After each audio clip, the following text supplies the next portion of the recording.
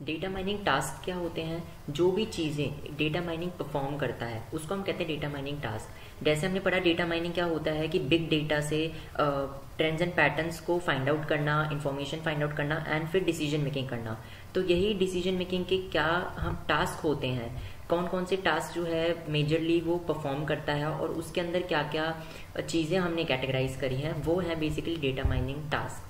तो दो टाइप के टास्क होते हैं डेटा माइनिंग जो करता है। पहला होता है डिस्क्रिप्टिव टास्क एंड दूसरा होता है प्रिडिक्टिव टास्क। ये दो टाइप के ही टास्क एक डेटा माइनिंग परफॉर्म करता है।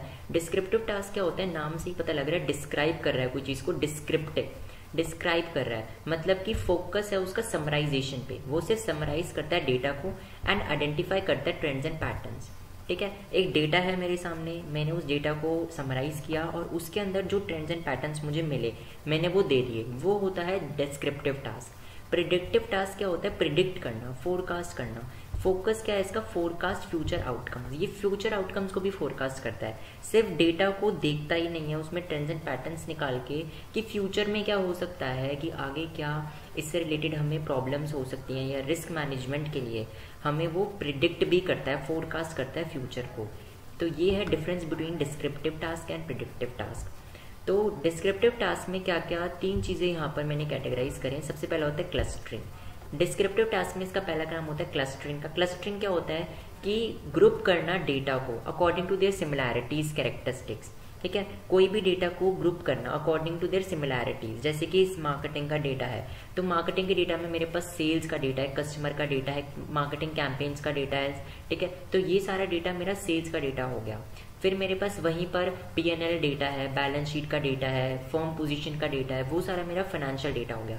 तो डेटा माइनिंग का पहला काम होता है क्लस्टरिंग, मतलब कि वो डेटा पॉइंट्स को on the basis of similarities उनको एक ग्रुप करता है, उनको एक और उनका एक चंक्स बनाता है। ठीक है, चंक्स होते हैं ना, जैसे कि फाइनेंशियल डेटा हो गया, मार्केटिंग डेटा हो गया, HR डेटा हो गया, तो ये चंक्स बनाता है, उसको क्लस्टरिंग करता है, उसको डिस्क्राइब करता है, ट्रेंड्स एंड पैटर्न्स निकालता है और उसको फिर according to the themes, according to the similarities उनको एक चंक में डिवाइड कर देता है ताकि हम इजीली उस डेटा को फाइंड आउट कर सके। तो क्लस्टरिंग। देन होता है समराइजेशन। समराइजेशन का मतलब यहाँ पे वही है कि एक कंसाइज ओवरव्यू एक डेटा का प्रोवाइड करता है, एक रिपोर्ट टाइप फॉर्म में, विजुअलाइज्ड फॉर्म में हमें प्रोवाइड करता है, कंसाइज फॉर्म में, कि क्या बेसिकली ओवरव्यू है उस डेटा का, कि क्या वो डेटा बेसिकली बताना चाहता है शॉर्ट वे में। ठीक है, एसोसिएशन। एसोसिएशन का मतलब होता है कि ये डिस्कवर करता है relationship between different variables in the data. हो सकता है एक डेटा में जैसे बहुत सारे वेरिएबल्स होते हैं, मार्केटिंग डेटा है, फाइनेंशियल डेटा है, तो उनमें क्या रिलेशन आ रहा है वो भी ये डिस्कवर करके बताता है, क्या ट्रेंड्स एंड पैटर्न्स आ रहे हैं। तो एसोसिएशन का मतलब होता है रिलेशनशिप बताता है बिटवीन द वेरिएबल्स। प्रिडिक्टिव में क्या टास्क होते हैं? सबसे पहला होता है रिग्रेशन। रिग्रेशन का यूज करके आपने पढ़ा रिग्रेशन, कोरिलेशन एनालिसिस। रिग्रेशन का यूज करके प्रिडिक्ट करते हैं फ्यूचर वैल्यूज़ को फ्रॉम 2 and more वेरिएबल्स। अगर मेरे पास एक या दो वेरिएबल्स हैं तो मैं तीसरे की वैल्यू निकाल सकता हूँ, यही होता है रिग्रेशन एनालिसिस। अगर फॉर एग्जांपल मेरे पास कस्टमर का डेटा है और मेरे पास मार्केटिंग कैंपेन्स का डेटा है तो मैं सेल्स निकाल सकता हूँ ना, कि मेरी कितनी सेल्स हो सकती है। उसी टाइप का ये रिग्रेशन एनालिसिस है कि एक वैल्यू को प्रिडिक्ट करना according usages of 2 or more value, उन दो से ज़्यादा वैल्यू का यूज़ करके एक वेरिएबल, एक उसकी वैल्यू को निकालना।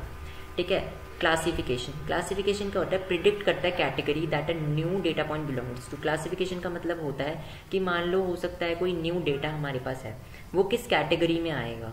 ठीक है, उसको फ्यूचर के किस कैटेगरी में हो सकता है, कोई नया डेटा हमें आगे मिल रहा है तो वो किस कैटेगरी का डेटा है। तो क्लासीफाई करना, प्रिडिक्ट करना कि वो किस कैटेगरी का डेटा हो सकता है। नेक्स्ट होता है time series analysis. Time series analysis हमने पढ़ा हुआ है कि हिस्टोरिकल डेटा का, पुराने एक डेटा का यूज करके प्रिडिक्ट करना फ्यूचर आउटकम्स को। तो ये होते हैं डेटा माइनिंग के टास्क।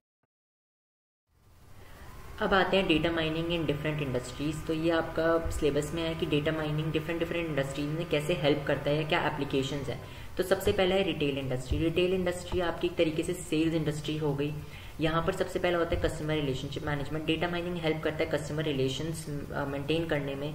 अगर आप डेटा माइनिंग, आप डेटा का यूज़ करके कस्टमर्स के चीज़ों को जानोगे कि क्या प्रॉब्लम्स है, तो उनको आप आइडेंटिफाई करोगे, तो उनको सॉल्यूशंस प्रोवाइड करा पाओगे, तो इससे आपका कस्टमर रिलेशन अच्छा बनेगा उनके साथ। तो एक कस्टमर रिलेशनशिप मैनेजमेंट आएगा। मार्केट एनालिसिस कर पाओगे डेटा माइनिंग की मदद से, आपके पास बिग डेटा एनालिटिक्स कर पाओगे। कस्टमर को रिटेन कर पाओगे कंपनी में, क्योंकि आप कस्टमर्स को अगर सेटिस्फाई करो, उनके सारे जो भी विशेज हैं उनको फुलफिल करो, तो कस्टमर भी रिटेन रहेंगे आपके पास और ज़्यादातर दूसरी कंपनीज के प्रोडक्ट के पास नहीं जाएंगे। सेल्स कैंपेन में भी आप रिसर्च कर सकते हो कि आपने जो सेल्स कैंपेन किया है वो कितना सक्सेसफुल हुआ है, कितना अनसक्सेसफुल रहा है, या आगे क्या स्कोप है इसका। तो डेटा माइनिंग का ये है रिटेल इंडस्ट्री में। बहुत सिंपली आप अगर ये पॉइंट्स भी याद कर लो तो बहुत सिंपली बना के लिख सकते हो, इसमें सिर्फ हेडिंग से ही पता लग रहा है। हेल्थ इंडस्ट्री में क्या है, ट्रीटमेंट एक्यूरेसी की।